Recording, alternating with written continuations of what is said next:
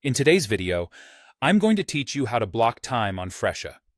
Let's dive right in and learn how to make your scheduling more efficient and organized with just a few easy steps.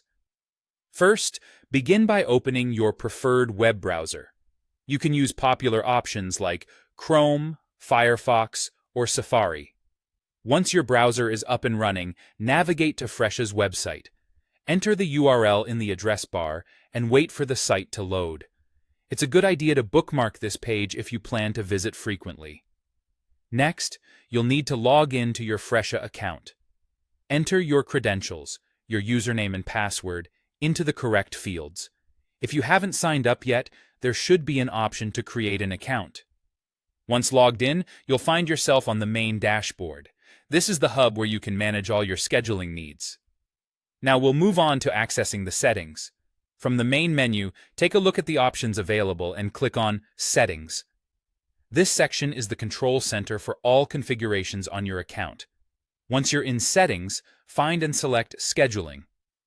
This submenu will guide us in setting up the specifics for blocking time in your calendar. Now that we're in the right spot, let's locate Blocked Time Types. You'll see it as an option when you're in the Scheduling settings.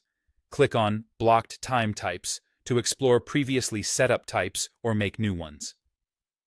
In the top right corner of this section, you'll notice the Add button. Go ahead and click it to start creating a new blocked time type. This function allows you to define and customize time slots you wish to block in your schedule. For defining your new blocked time type, you'll need to assign a type. Input a title relevant to the tasks or activities you want to block time for. You can make it more visually engaging by adding an emoji that represents it. Next, set the duration for how long the block will last. Whether it's 30 minutes or a few hours, this should reflect the time you'll be unavailable. A crucial part of this step is deciding if this blocked time should be marked as paid or unpaid. Choose paid if the time is associated with work tasks or client meetings that generate income. On the other hand, select unpaid for personal breaks or admin hours. Finally, with all the fields filled out, click the Add button to save your new blocked time type. Doing this will make it available for use on your Fresha calendar moving forward. With these steps, you are now equipped to block time successfully on Fresha.